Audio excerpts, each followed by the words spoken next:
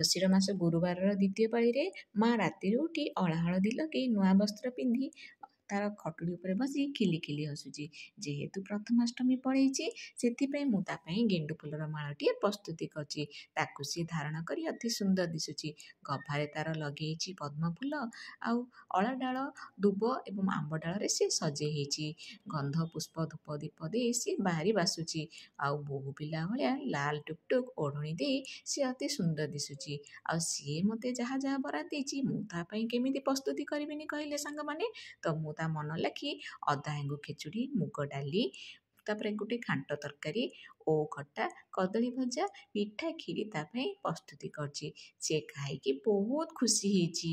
ଆଉ ଆପଣଙ୍କୁ ଯଦି ଭିଡ଼ିଓଟି ଭଲ ଲାଗୁଛି ନିଶ୍ଚୟ ରୂପେ ଲାଇକ୍, ସେୟାର, ସବସ୍କ୍ରାଇବ୍ କରିଦେବେ। ଯଦି ଇନଷ୍ଟାଗ୍ରାମ, ଫେସବୁକରେ ଦେଖୁଛନ୍ତି ନିଶ୍ଚୟ ରୂପେ ଲାଇକ୍, ସେୟାର ଏବଂ ଫଲୋ କରିବେ। ଜୟ ଜଗନ୍ନାଥ, ଧନ୍ୟବାଦ।